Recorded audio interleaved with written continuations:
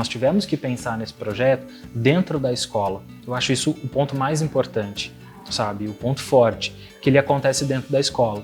Fazer que ele aconteça de verdade, de preferência dentro da sala de aula, sabe? Que não seja uma coisa estanque ou uma perfumaria, mas que seja uma inclusão de fato, sabe?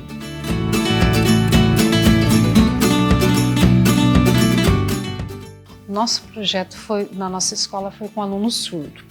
Então nós pensamos como fazer uma inclusão melhor com o aluno, pensando na qualidade, né, desse ensino para o aluno surdo. Eu comecei a perceber que o Guilherme, na prática, apesar de estar em sala de aula, ele era excluído do cotidiano, seja do cotidiano das relações entre os alunos, seja do cotidiano da aula em si.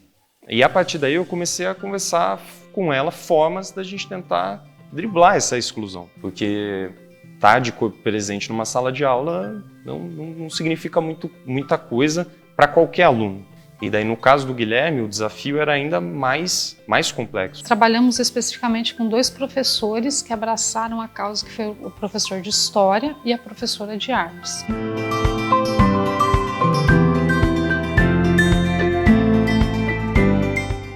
A professora de Artes, ela também participava dessas discussões na sala dos professores, né? Então, esse momento do pensar foi muito coletivo.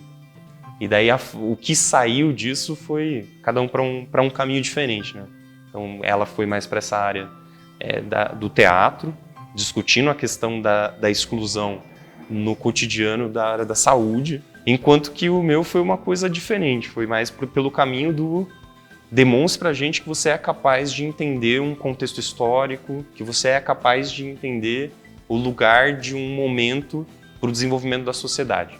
Então, a partir daí, a gente teve uma primeira ideia, que era que o Guilherme fizesse uma apresentação de, vamos dizer assim, sinais básicos de Libras para os alunos. Primeiro, para que ele ficasse mais à vontade em sala de aula, mas para que os alunos também pudessem minimamente interagir com ele. Eu sei que quando faz assim, é vergonha, vergonha, né? Vergonha. Aí assim é mulher. É. Isso, aí assim é homem. Tem mais Acho que assim é bonita, não é? Isso, bonita. Então, ele tinha que criar um desenho. Então, de tudo que ele viu, ele fez um homem onde ele conseguiu no desenho retratar a diferença de classes, que culminou, foi um dos subtemas dentro da Revolução Industrial. Eu propus para a Guaia que a avaliação do Guilherme seguisse esse modelo. Então, para cada tema que eu encerrasse, o Guilherme teria que apresentar um seminário temático. Um tema de história. Revolução Industrial.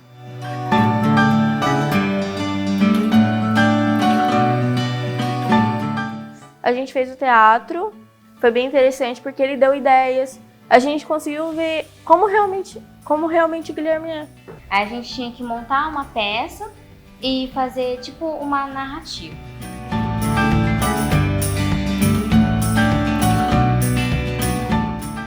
Eu acho que o desenvolvimento na maturidade é muito grande, eu percebo isso dia a dia nele.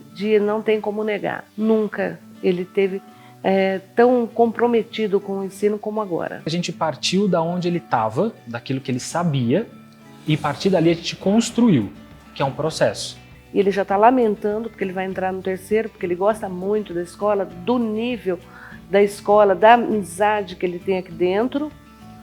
Dos professores, ele comenta muito também, e ele já está com um projeto de uma faculdade. Para mim, isso é muito gratificante como mãe.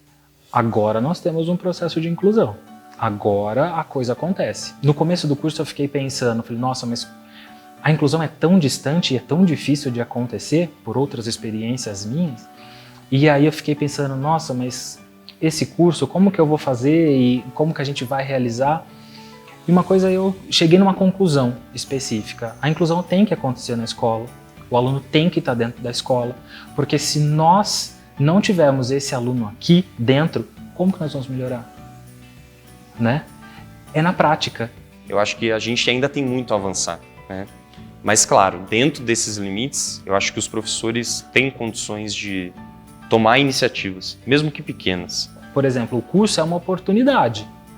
Então eu tenho que aproveitar dessas oportunidades para fazer diferente. Só reclamar não dá.